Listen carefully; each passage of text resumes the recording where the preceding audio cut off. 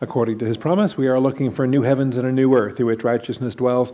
Therefore, beloved, since you look for these things, be diligent to be found by him in peace, spotless and blameless, and grow in the grace and knowledge of our Lord and Savior, Jesus Christ. Our growth comes through the Scriptures. Join me this afternoon. This is day 264 in our Through the Bible reading schedule, day 264. Isn't that great? So that makes the math kind of easy. There's 101 more days to go to day 365. Day 264, we're going to start the book of Esther tonight. Esther, we're going to cover chapters 1 through 4. Tomorrow we'll do, I think it's tomorrow, that we will do 5 through 10. After we do 4 chapters of Esther, we also need to finish the rest of Ezra, chapter 6. We also have to then go back to a verse 6 of chapter 4. I highlighted it the other day, about a week ago. I said, this is a verse that is so far out of chronological sequence, it's something we're going to have to come back to later during the time of King Xerxes. So we'll be reading that today as well. All right, Esther chapter 1. Before we get started, let's take a moment for silent prayer, calling upon our Father in his faithfulness to bless our time of study. Shall we pray?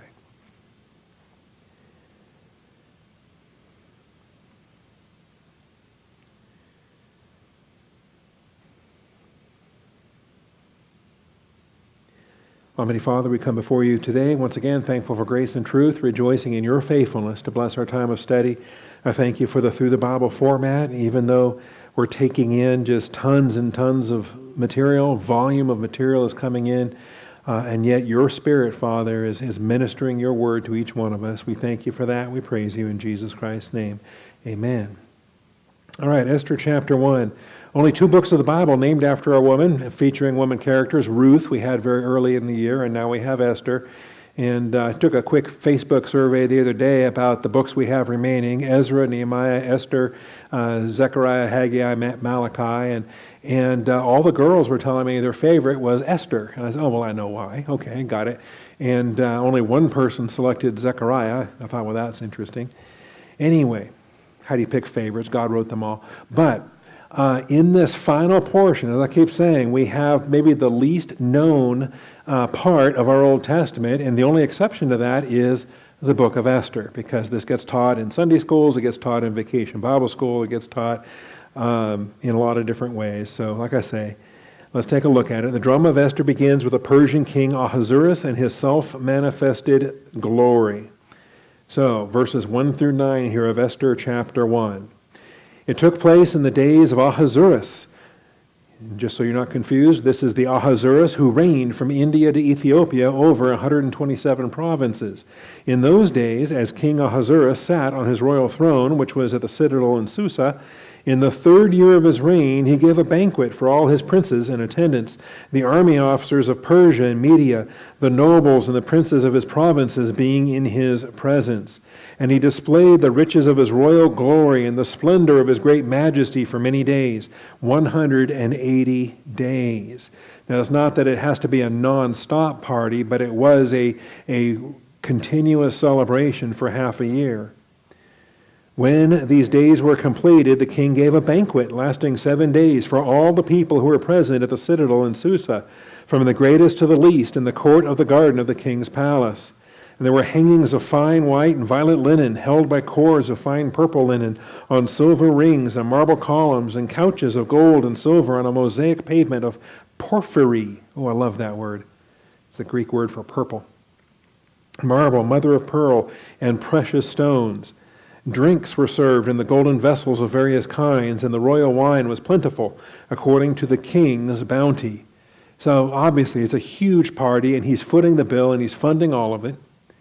The drinking was done according to the law. There was no compulsion, for so the king had given orders to each official of his household that he should do according to the desires of each person. And so there you have it. And Queen Vashti also gave a banquet for the women in the palace, which belonged to King Ahasuerus. And so we have these 2 celebrations happening in tandem, or happening in different portions of the facility. The drinking bash that Xerxes is throwing out there. Ahasuerus, by the way, is known in the Greek authors as Xerxes, known to us through the history of the various wars as Xerxes. Okay. The Bible calls him Ahasuerus, and that's what we'll stick with as we read through this book. And while he's throwing his drunken bash, Vashti also has a celebration that she is showing, a banquet for the women in the palace. And now it's going to come into conflict because he's going to try to bring her from her own bash to his, and the dancing that he expects of her. And that is what sets up the conflict here. So this is what begins the chapter. Ahasuerus is better known by his Greek name of Xerxes. He reigned from 486 to 465 BC. We saw his predecessor was Darius, and now we have Ahasuerus. It's actually worthwhile to learn your Persian history, and Wikipedia's got a good page for that if you don't want to read Olmsted, which can be extremely tedious. But just get yourself an overview of Persian history from Cyrus to the conquest by Alexander, and this Achaemenid Empire is well worth your time. Xerxes' assembly of princes in the third year of his reign is attested in secular history. You can read about it there by Herodotus. The geographic description of 127 provinces from India to Ethiopia is likewise confirmed by secular history. It is confirmed even when the skeptics tell you it is not. They don't like the numbering. They don't like the number 127, and they take issue with that because of other descriptions in Herodotus. But this actually is validated by the Persian records themselves, so we don't really have an issue with that. Also, the multilingual nature of this empire is interesting. That really got started with the Assyrians, then the Babylonians, now the Persians. It'll be a feature of the Greeks and the Romans as well. With all of these Gentile empires, they're more than kingdoms. They're not just a single kingdom of a people group with their language and their territory. These are actually empires where a plurality of people groups are being absorbed with their languages and with their ethnicities and with their cultures, and they're being subsumed under the greater umbrella of the empire itself. So just start to get used to some of these terms as we encounter them. Queen Vashti's refusal to be displayed before the Persian princes is not explained in this passage. But we will take a look at some of the plausible understandings for it. If we correctly identify her with the historical queen Amestris, then at this time she is pregnant with Artaxerxes. And I can understand, depending on how far along the pregnancy is, why she might not feel like doing the dance that Xerxes is calling for here. But the details on it are not spelled out for us in the text. We're just left to understand it for what it is. And then the wise men that are counseling the king, we get that also. And it's a universal principle of men and women that even thousands of years later still makes sense. So on the seventh day, when the heart of the king was merry with wine, in other words, he's intoxicated and he's been drinking for 7 days, he commanded Mehuman, Biztha, Harbona, Bigtha, Abagtha, Zathar, and Carcass, the 7 eunuchs who served in the presence of King Ahasuerus. Now, how big of a harem do you need if the staffing for it requires 7 eunuchs? It is curious to me. All right. To bring Queen Vashti before the king with her royal crown in order to display her beauty to the people and the princes, for she was beautiful. All right, so again, we read into between the lines and we understand certain things. I think I used the word dance earlier. Well, maybe the word dance isn't here, but there is a display, and it's a display of her beauty. What kind of beauty? There's facial beauty, there's bodily beauty, depending on what it is that's expected to be on display here.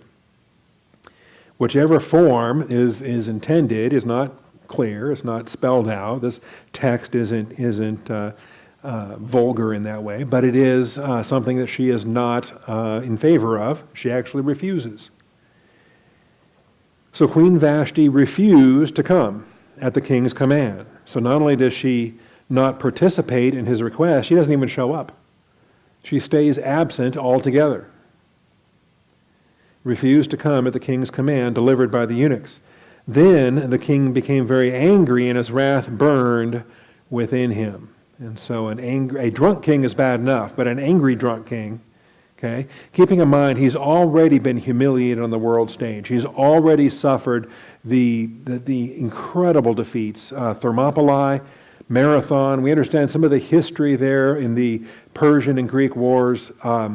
He's licking his wounds, and for a pagan king, you can understand he may have some some self-esteem issues, and now his wife is turning him down. So, I mean, that's bad enough. How do you measure up to Darius Hystaspes?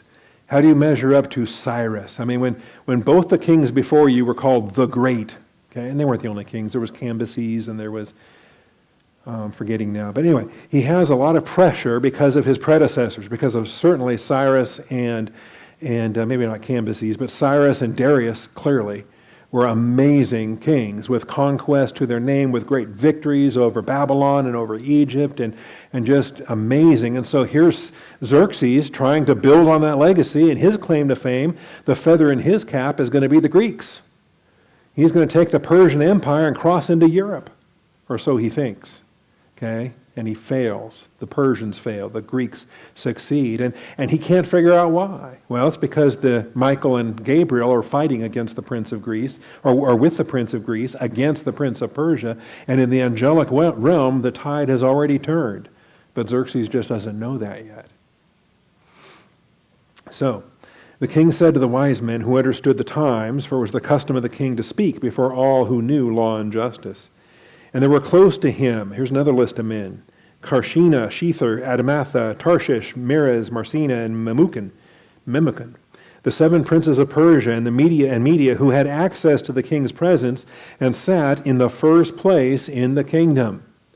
When you have a multi-ethnic, multinational empire such as this, and when it, even at its core, the empire itself is a partnership between Medes and Persians, then you're going to have to balance the politics of that, and some of these tribal chieftains are going to have prince status, and that's what these leaders here have. So they sit in first place in the kingdom. According to law, what is to be done with Vashti, Queen Vashti, because she did not obey the command of King Ahasuerus delivered by the eunuchs? In the presence of the king and the princes, Memucan said, Queen Vashti has wronged not only the king, but also all the princes. This is not just a marriage issue, this is a national issue. This is going to spread. If her rebellion stands, then all of the queens, all of the princesses, all of the noble daughters are going to start to defy the authority of their husbands.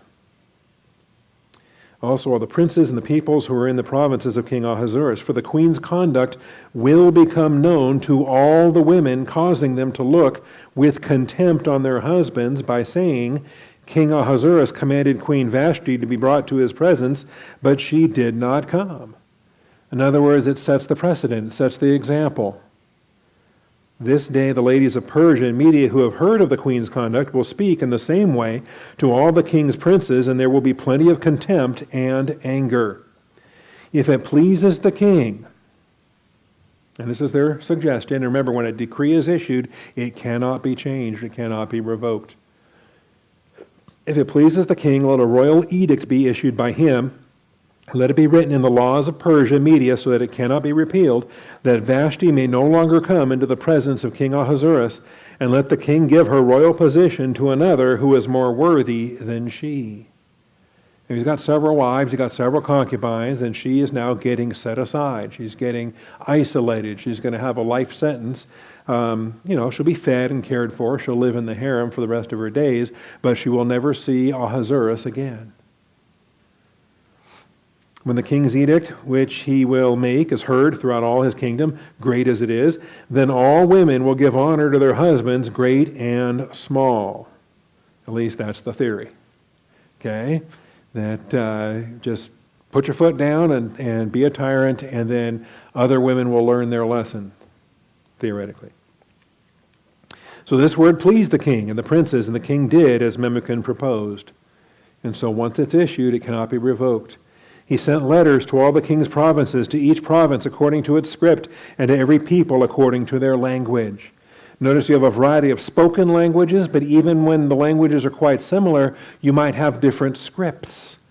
The Aramaic script, for example, as opposed to the Proto-Canaanitic Hebrew script, and other a script is a written alphabet or a written form of a spoken language. all the king's provinces, to each province according to its script, to every people according to their language, that every man should be the master in his own house, and the one who speaks in the language of his own people. All right, so this reinforces the patriarchy. This reassures that all of the political dealings within the empire are all going to be on a family basis, with the fathers as the heads of the households. It's the fathers that are going to be speaking for their people, representing their people within the clan, within the tribe, within the nation, within the empire.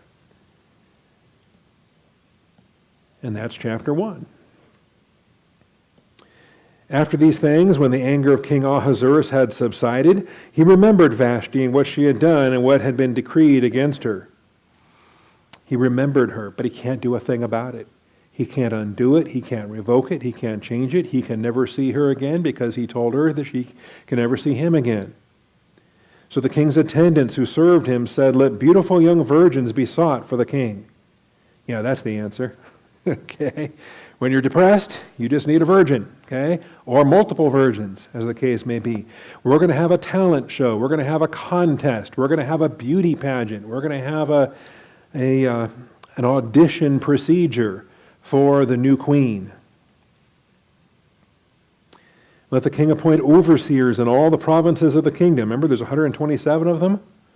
How long is this going to take him to work through all those virgins until he finds the one that he is going to make his queen? Over all the provinces of his kingdom, that they may gather every beautiful young virgin to the citadel of Susa, to the harem, into the custody of Haggai, not the prophet, different spelling, Haggai, the king's eunuch, who is in charge of the women, and let their cosmetics be given to them. So this tryout won't happen anytime soon. It's going to take some preparation and some warm-ups. Then let the young lady who pleases the king be queen in place of Vashti. And the matter pleased the king, and he did accordingly. So he signs off on the idea. The proposal is presented before him, and he, just like he said in chapter 1, he says, okay, that sounds good. And he does what his advisors are counseling him to do. You know, at this point I'm starting to wonder, when did he ever make an independent decision of his own? You know, how did he get married to Vashti in the first place? There's a question, you know, probably arranged by his father. All right. Now I'm calling this the NQAC. Ahasuerus advisors recommended a new queen audition contest. And I tried to redo that. I need a better name for that. And I tried for 2 weeks. I struggled. I even asked Robert if he could help me. I said, this is so close. It's NQAC. You know, can we do something besides NQAC? Can we do something? Maybe can we create an acronym that really has quack in it? Maybe a QUACK. I just couldn't do it. So after 2 weeks of trying, I finally surrendered and said, okay, Lord, maybe I'm just being goofy and you want a little bit more reverence on this chapter. Anyway, the beautiful virgin selected from Susa. So worse than Hunger Games, right? We're not just picking a combatant, a victim from every province to come and do battle. They're picking a virgin from every province to come and audition, that is, go to bed with the king, so that he either takes them as the queen or moves them on into the harem on a concubine basis. So that's the nature of the thing here. And this is maybe not comfortable for us to talk about or think about or deal with, but it's in the Bible. We have to address it. It is God-breathed and inspired for our instruction. And what we're going to see is, even through the unpleasant realities of how ugly this episode is, this is what God used to save his people. Because Israel is headed for a massacre until Esther saves her people. And so, you know, very comparable to Joseph being sold into slavery and Joseph serving Pharaoh, and how God used Joseph to provide during the 7 years of famine. God uses Esther to provide during the Persian genocide against Israel. And we'll see that by the time we finish Tuesday night. Okay? So, let the young lady who pleases the king be queen in place of Vashti. And the matter pleased the king, and he did accordingly. So, in other words, he's not just going to stick with the wives he already has, the concubines he already has. He's not going to, you know, promote somebody internally. This is a talent search, right? Like a headhunting commercial, exercise, corporate exercise, sending out for the most beautiful virgins of the land to come and take part in the tryouts. And the beautiful virgin selected from Susa to compete in the NCQUAC was an orphan Jewish girl named Hadassah, a little girl named Grace. Okay, Hadassah. And this is verses 5 through 11. Now, there was at the citadel in Susa a Jew whose name was Mordecai, the son of Jair, the son of Shimei, the son of Kish, a Benjamite who had been taken into exile from Jerusalem with the captives who had been exiled with Jeconiah, king of Judah. Now, this pronoun who, the relative pronoun, who is the one that was taken into exile? Was it Mordecai himself? Jair, Shimei, Kish? I believe it was Kish. The Benjamite named Kish was the one who was taken into exile from Jerusalem. Okay? Maybe that was in the 605, maybe it was in the 597, maybe it was in the 586. In one of those deportations, a Benjamite named Kish was taken into captivity, who had a son named Shimei, who had a son named Jair, who had a son named Mordecai. So it's a great-great-grandson of the captive, and he's still there. His dad didn't go back, his grandpa didn't go back, nobody went back from Mordecai's family. Okay, Mordecai is still living in Persia, even though there's a temple being built, there's walls being built, there's returns that are happening. All right. So he'd been taken captive into exile from Jerusalem with the captives who had been exiled with Jeconiah, king, oh, there's the answer, with Jeconiah, king of Judah. That's the 597 deportation. Same thing with Ezekiel, whom Nebuchadnezzar, king of Babylon, had exiled. He was bringing up Hadassah, that is Esther, his uncle's daughter, for she had no father or mother. And the young lady was beautiful of form and face.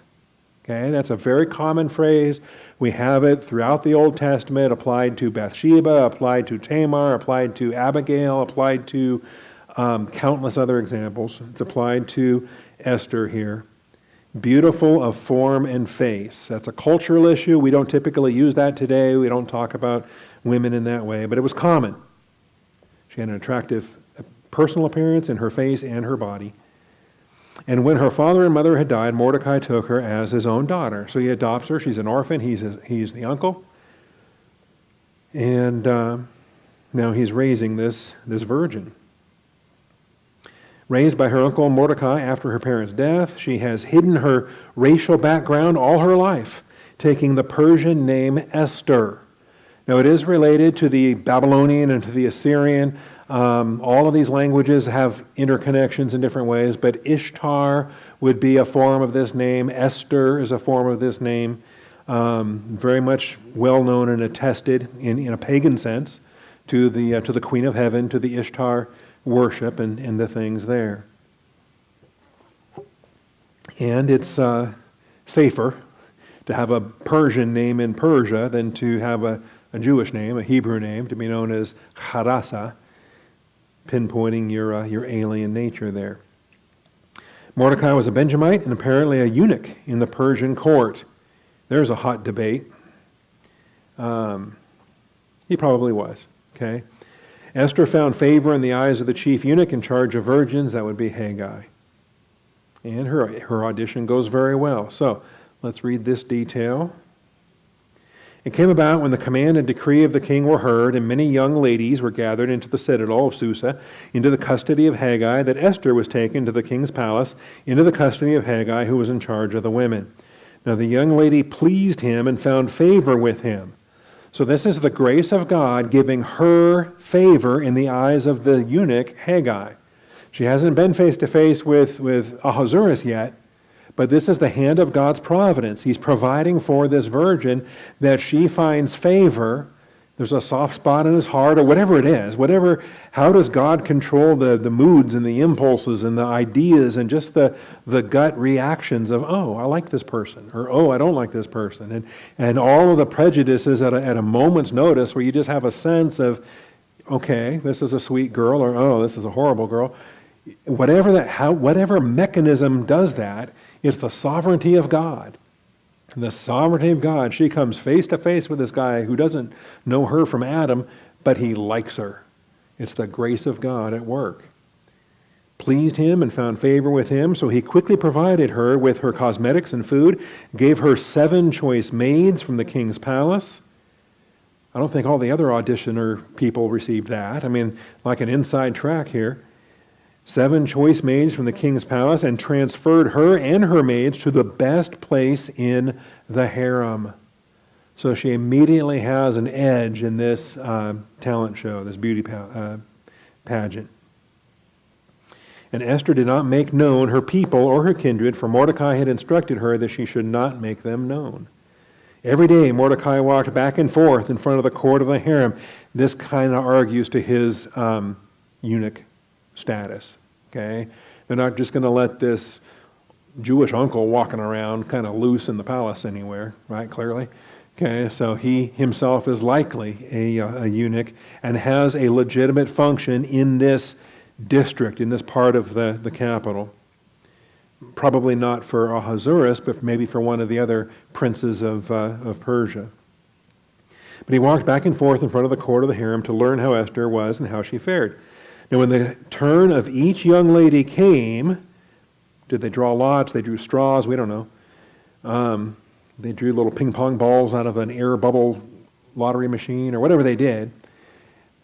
Each night, the king got a different virgin, sent to his bedroom, and the audition took place.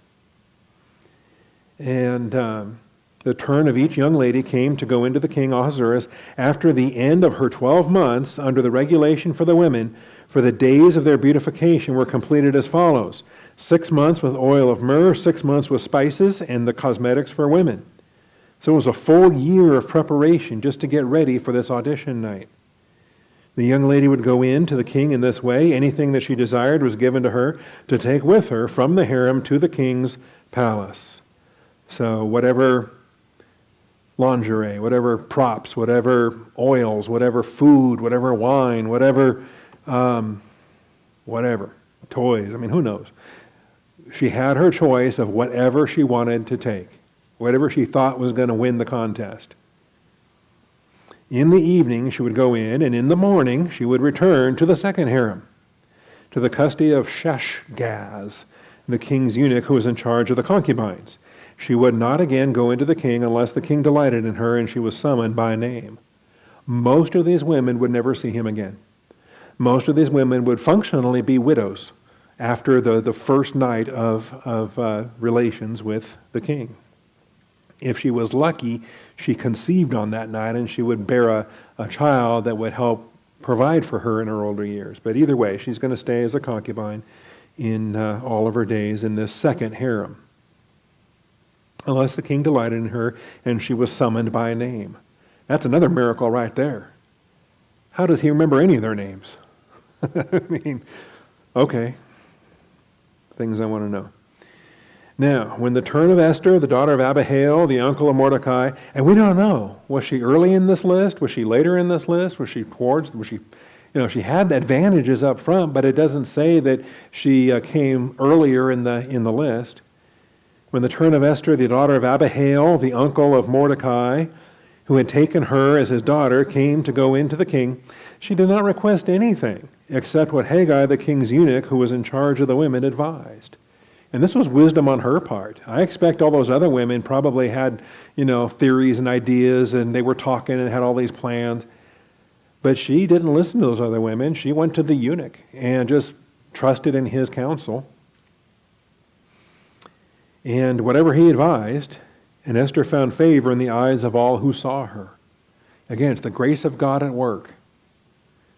So Esther was taken to the king Ahasuerus to his royal palace in the 10th month, which is in the month Tebeth, in the 7th year of his reign.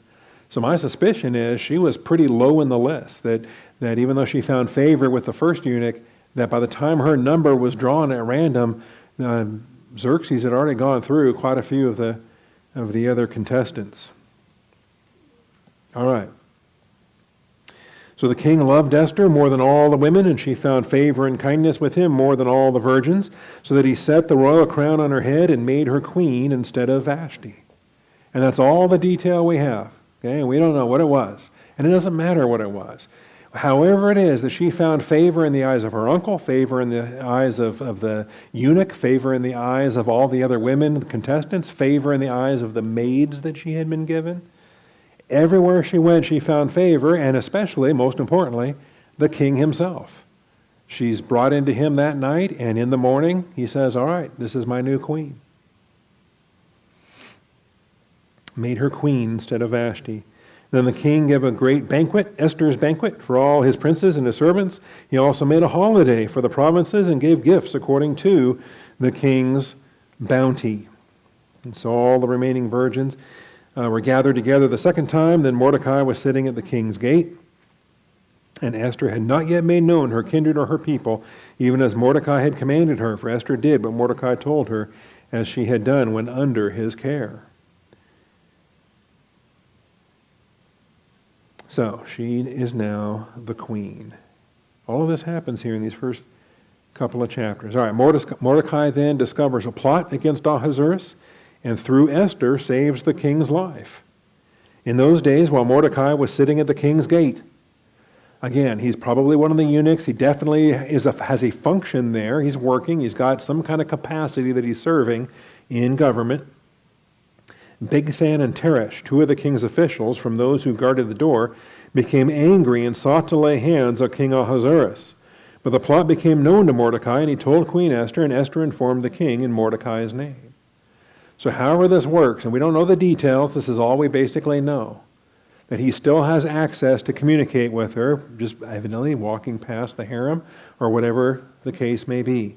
Messages can be conveyed, maybe through servants, intermediaries, whatnot. So when the plot was investigated and found to be so, now you've got a reliable informant. You have a reliable informant with sound information, and it's validated. Found to be so. They were both hanged on the gallows, as it was written in the book of the Chronicles of the king's presence. Hanged on a gallows, literally a tree, literally a stake. And we're going to find the Persians developed a method of execution where they used a tree, or they used a sharpened stake. It's not hanging like with a noose like we think of in lynchings or hangings or things of that nature. It's actually a piercing. It is a crucifixion or an impaling, to be impaled on a stake.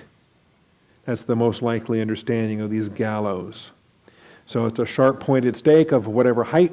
You throw the person over the top of it. They get impaled through their midsection, and then they just hang there.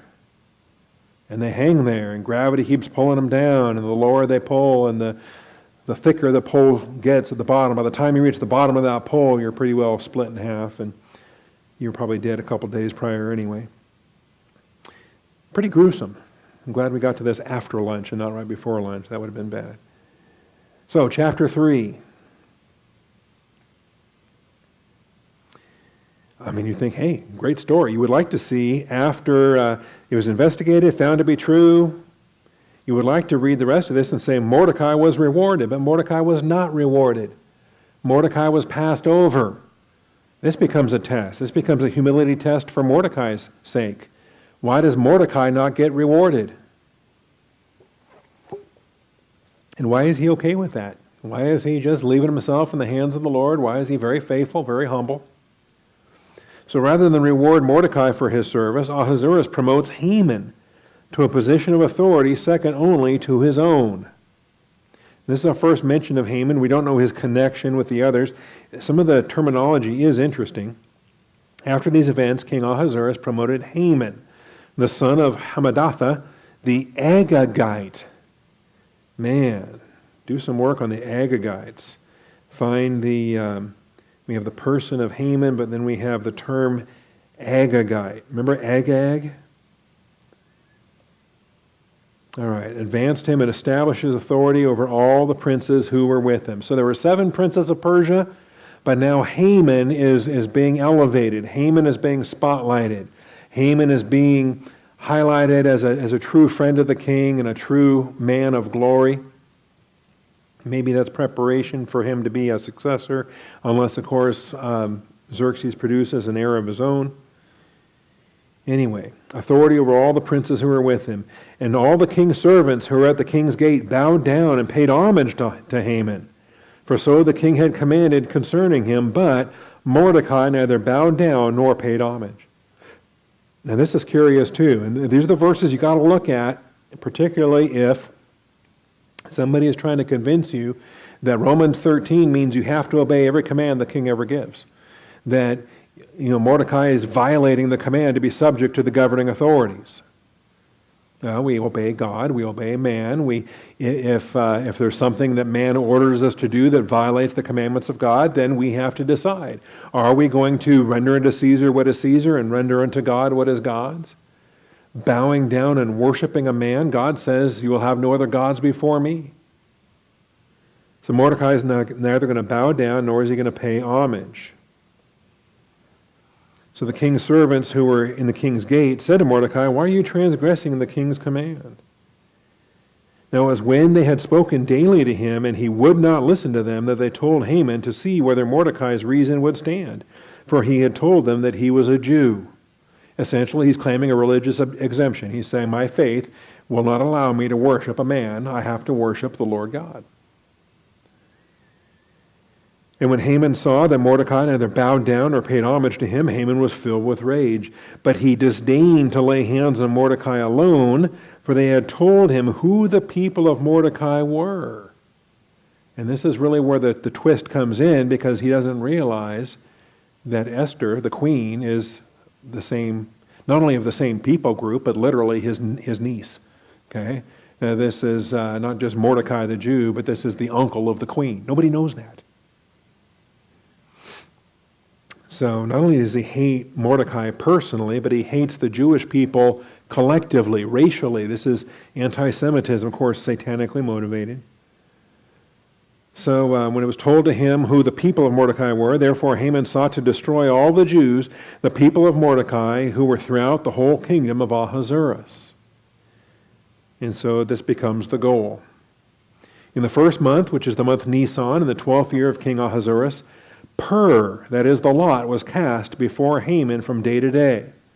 So some of these people that are so superstitious, the Romans were this way too, constantly resorting to divination and soothsayers and wanting to know the will of the gods and just using the roll of the dice for these shattering decisions and things.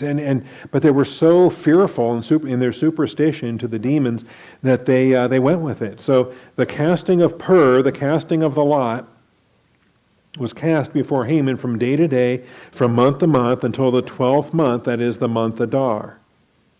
And this is how he makes his decision for when are the Jews going to be exterminated. He can't just act on his temper and order them all killed tomorrow. He's limited by the Persian religion. He's limited by the superstitions here. And it's going to give the Jews time to defend themselves is what it's going to do. And it's going to give Esther time to consult with Mordecai for them to pray about it and to get God's wisdom on this event. So Haman then said to King Ahasuerus, there is a certain people scattered and dispersed among the peoples in all the provinces of your kingdom. And they're pests. We don't want them here. Right? Their laws are different from those of all other people, and they do not observe the king's laws. So it is not in the king's interest to let them remain. I mean, we're all for multiculturalism, but these people groups have to do what the king tells them to do. They've got to become Persians in their political outlook. Otherwise, why do we have them in our nation? Why do we have them in our empire? They're a threat to us if we keep a disloyal people group in our midst. If it is pleasing to the king, let it be decreed that they be destroyed. And I will pay 10,000 talents of silver into the hands of those who carry on the king's business to put into the king's treasuries. And this is really how the influence comes in. He's paying the bills and he's bribing the king. And you can imagine this king has already lost a lot of money on the failed invasions of Greece. He's already pretty well plundered the Persian treasuries, and financially he's in trouble. So this invitation is just too good to pass up. The king took his signet ring from his hand and gave it to Haman, the son of Hammedatha, the Agagite, the enemy of the Jews. And the king said to Haman, the silver is yours, and the people also. Do with them as you please. Now that he's in custody of the signet ring, he can really do anything. He can write whatever decree he wants, seal it with the king's signature there with the signet ring. And then the laws of the Persians cannot be overturned. He's holding the power right there in his hand. So the king's scribes were summoned on the 13th day of the first month, and it was written just as Haman commanded to the king's satraps, to the governors who were of each province, to the princes of each people, each province according to its script, each people according to its language, being written in the name of King Ahasuerus and sealed with the king's signet ring. These are some very long verses, by the way. The longest verse in the Bible is coming up. Stay tuned. Letters were sent by couriers to all the king's provinces to destroy, to kill, to annihilate all the Jews, both young and old, women and children, in one day. And what's that day going to be? The 13th of day of the 12th month, which is the month Adar, and to seize their possessions as plunder. What a blessing that this judgment day is so far out on the calendar. A copy of the edict was to be issued as law in every province, was published to all the people so that they should be ready for this day. The couriers went out, impelled by the king's command, while the decree was issued at the citadel in Susa. While the king and Haman went down to drink, the city of Susa was in confusion. My suspicion is Xerxes spent most of his time drunk rather than sober, and from day to day, almost every description we have is pretty well of a drunk Ahasuerus. So that's chapter 3. Rather than reward Mordecai for his service, Ahasuerus promoted Haman to a position of authority, second only to his own. Mordecai's daily refusal to pay homage became a source of anger to Haman.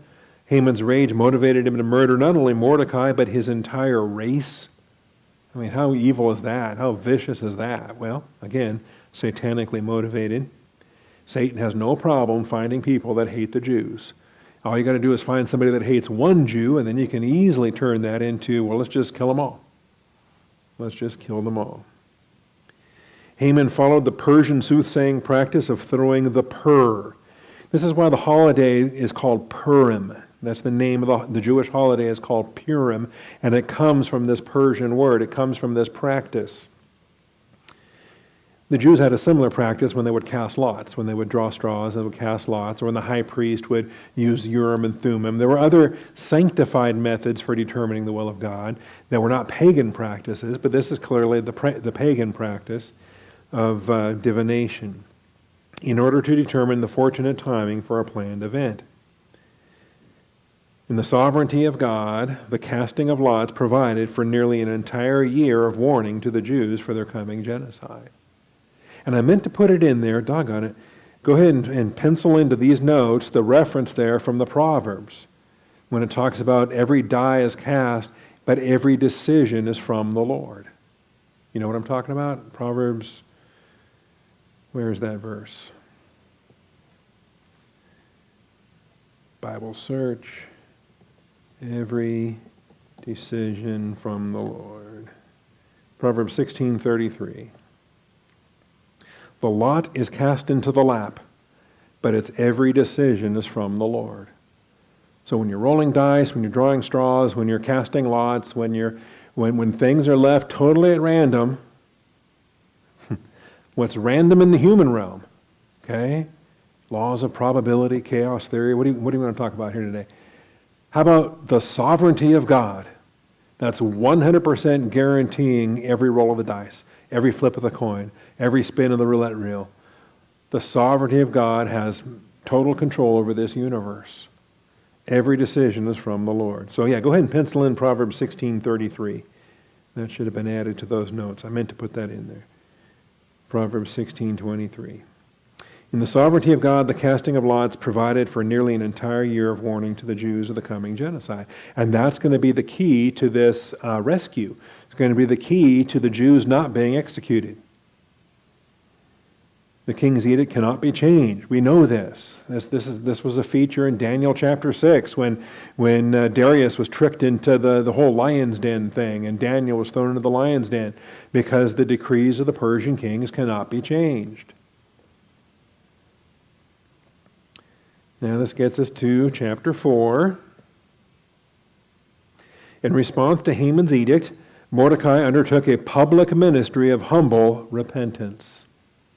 Again, there's a lot to be learned here. I think from Daniel and his friends, from Mordecai, we got a lot of examples. Ezra and Nehemiah. This era of Old Testament history is so interesting for us because the Jews have not had a king since Zedekiah was blinded, right? And really the Davidic throne that was vacated doesn't go back to Zedekiah, it goes back to Jehoiachin. Whichever way you want to count that, the Jewish people don't have a king on this earth any longer. They're subject to Gentile kings.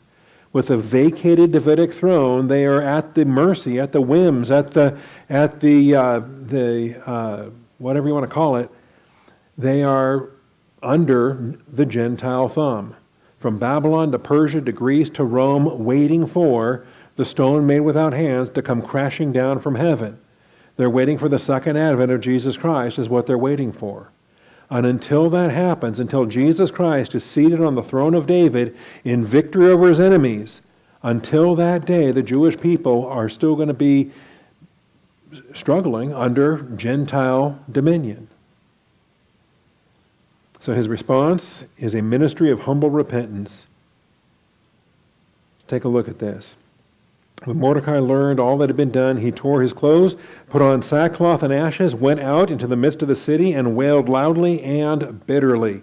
He went as far as the king's gate, for no one was to enter the king's gate clothed in sackcloth. And this is just a public lamentation, and notice it spreads. In each and every province where the command and decree of the king came, there was great mourning among the Jews with fasting, weeping, and wailing, and many lay on sackcloth and ashes. And the Persian Empire was at a huge extent. You can start to imagine maybe they were thinking, where can we run? Where can we flee?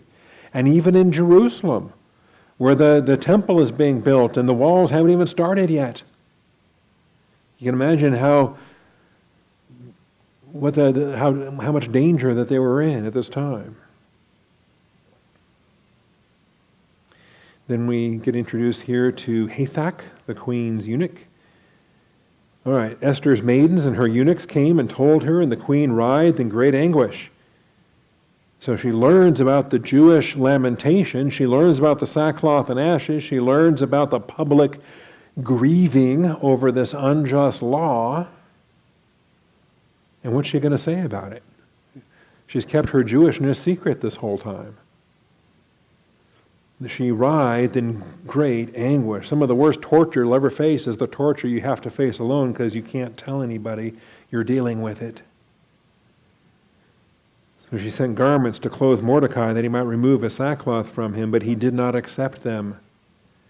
Then Esther summoned Hathach from the king's eunuchs, whom the king had appointed to attend her, and ordered him to go to Mordecai to learn what this was and why it was.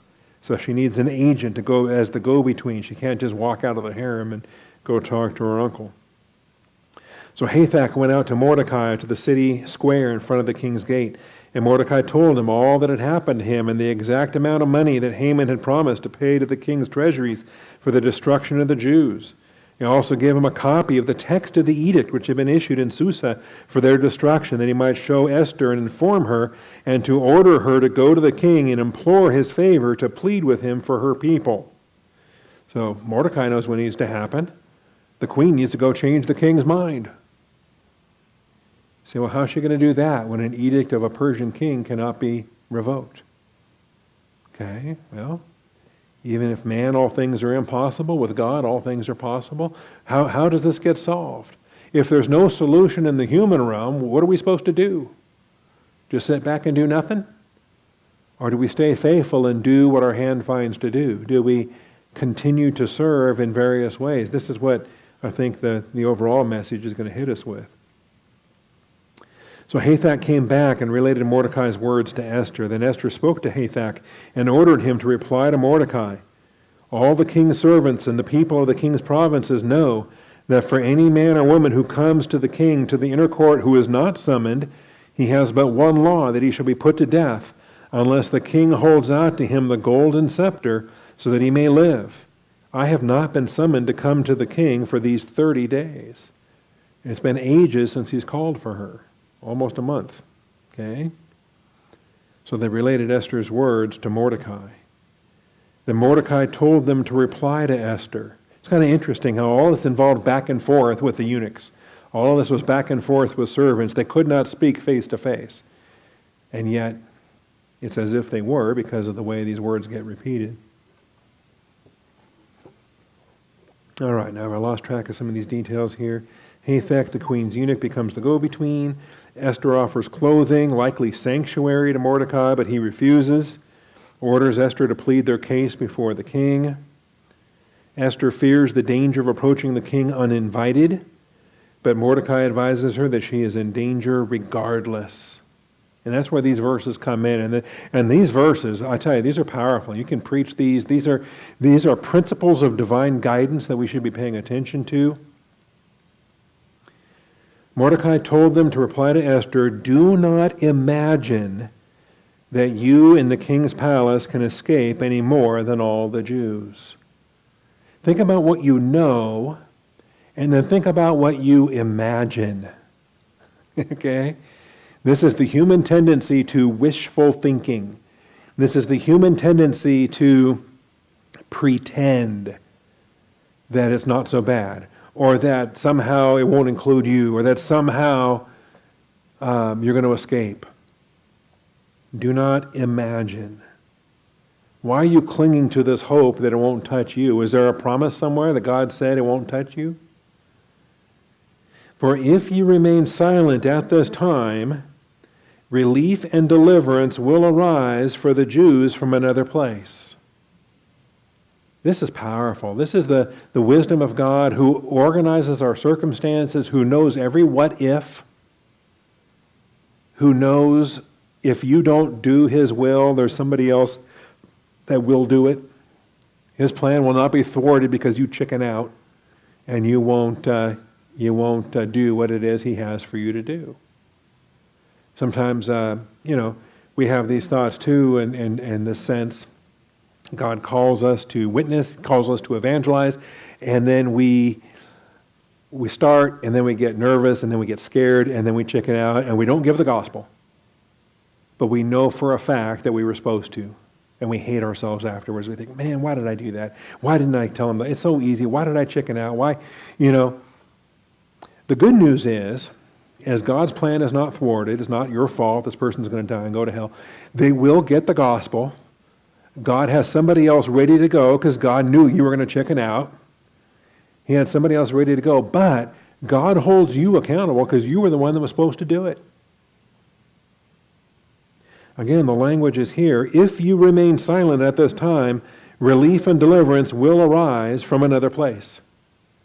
God will still rescue His people, but you blew it. Your chance to save them is over. Somebody else will be the deliverer. And you and your father's house will perish. And who knows? I love this. This is a who knows question, which is thrown out there as a hypothetical, but the answer is God knows. And we should consider that this is why God does what He does.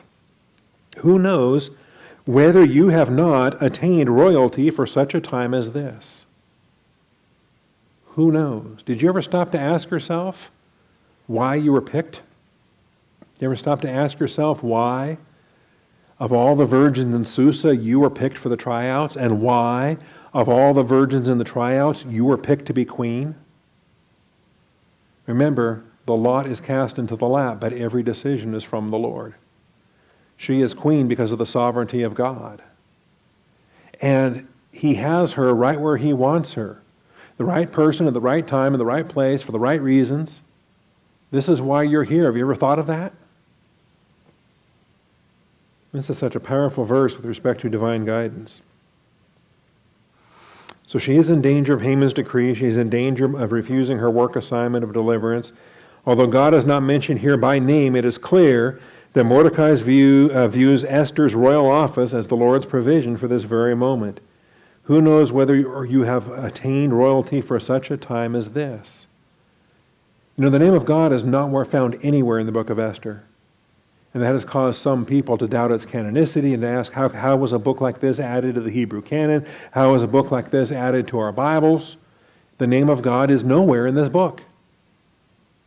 Kind of, sort of. There's a code. You can find Yahweh in a certain place. We'll see it.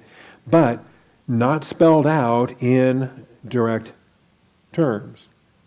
But this who knows question, you have not attained royalty for such a time as this.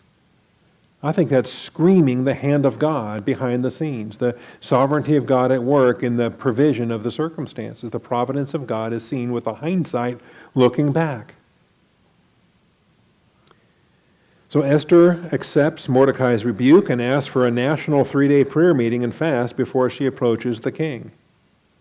This is extraordinary. Esther told them to reply to Mordecai, "Go, assemble all the Jews who are found in Susa and fast for me. Do not eat or drink for 3 days, night or day. I and my maidens also will fast the same way." So every Jew in Susa, fasting and praying for 3 days. Esther and her maidens, fasting and praying for 3 days. "And thus I will go in to the king, which is not according to the law. And if I perish, I perish." She may be walking into her death. She may be just the next Vashti in a line of deposed Persian queens. But she is going to, contrary to the law, uninvited, on this 3rd day, she's going to walk in. And if I perish, I perish. See, that's in God's hands too. Again, the name of the Lord isn't in this, but it's understood in every way. So Mordecai went and did just as Esther had commanded him. And so 3 days. Now we'll have to come back on Tuesday to find out. It's not a spoiler alert. You've read the story before. You know, she doesn't die. But it is curious what happens next. So we'll pick up on this Tuesday night. Before we wrap up today, though, let's just grab a couple of other details here. The temple is completed on the 3rd of Adar in the 6th year of King Darius. When you get back to reading Ezra chapter 6, verses 14 through 22, the elders of the Jews were successful in building through the prophesying of Haggai the prophet and Zechariah the son of Iddo. They finished building according to the command of God of Israel, the decree of Cyrus, Darius, and Artaxerxes, king of Persia. Notice the kings that are mentioned there. Cyrus, Darius, Artaxerxes. No mention of Ahasuerus, but Cyrus, Darius, and Artaxerxes. This temple was completed on the 3rd day of the month Adar. It was the 6th year of the reign of King Darius. That's before Ahasuerus and before Artaxerxes. And the sons of Israel, the priests, the Levites, the rest of the exiles, celebrated the dedication of this house of God with joy. They offered for the dedication of the temple 100 bulls, 200 rams, all of this. I'm running out of time. Appointed the priests to their divisions, as it is written in the book of Moses. They observed the first Passover with a completed temple.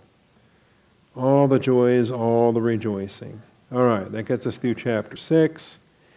And then a single verse in chapter 4. We passed over it earlier. In the reign of Ahasuerus, in the beginning of his reign, they wrote an accusation against the inhabitants of Judah and Jerusalem. Didn't do anything with it. In the days of Artaxerxes, Bishlam, Edratha, Tabil, they wrote a letter. We did read that. We read that earlier today. The letter that they sent to Artaxerxes. Okay. What was it that caused Xerxes from responding to their accusations? We don't know. This is a legal political slander, halting the wall building project. They file a sitna. That's a legal accusation, a sitna. Just think of Satan with an AH on the end of it, a sitna. A sitna is an accusation, even as Satan is the accuser. There's no recorded response by Ahasuerus to their indictment. He is known in secular history as Xerxes, the king of Persia, featured in the book of Esther. Maybe it's her influence, maybe it's Mordecai's influence that keeps Ahasuerus from responding to this Ezra 4:6 accusation. The fact is, we just don't know.